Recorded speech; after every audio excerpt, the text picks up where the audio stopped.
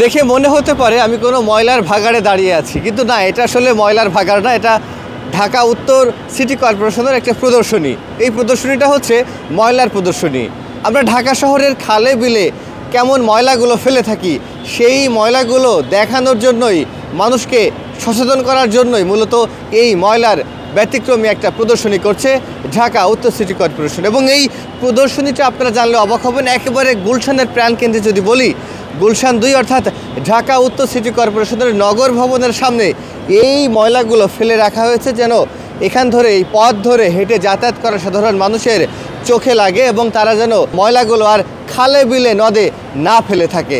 মূলত সাধারণ মানুষজনকে সচেতন করার জন্য এই প্রদর্শনী। চলুন দেখে আসি কি কি আছে এই প্রদর্শনীতে এবং যারা এই প্রদর্শনী দেখছেন তারাই বা কি বলছেন।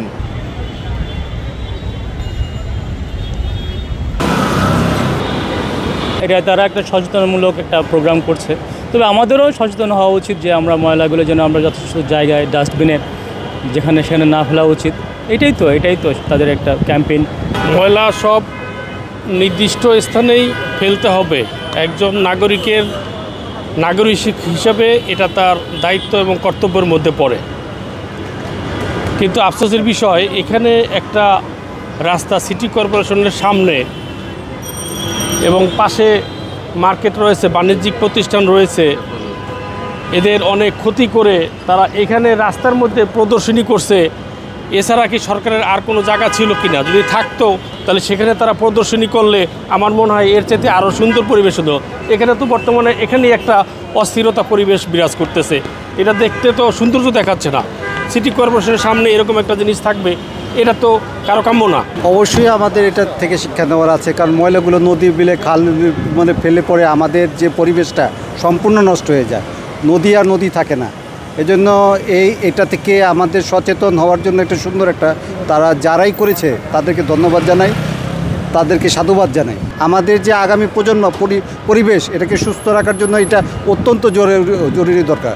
এই ময়লাগুলো সবসময় ডাস্টবিনে ফেলতে হবে, কখনো রাস্তার মাঝখানেও না, নদী নালাও না। আমাদের এই ব্যাপারে সবাইকে সচেতন হতে হবে। এখানে রাখা আছে টিভিডি আছে, আপনার কমেড আছে, এরপর শোভা আছে, এরপর ওই যে আপনার ওই মাছেরই দেখা যায়, ওই যে ককশিটগিনি, হ্যাঁ, বিভিন্ন আপনার ফ্রিজেরই দেখা যায়।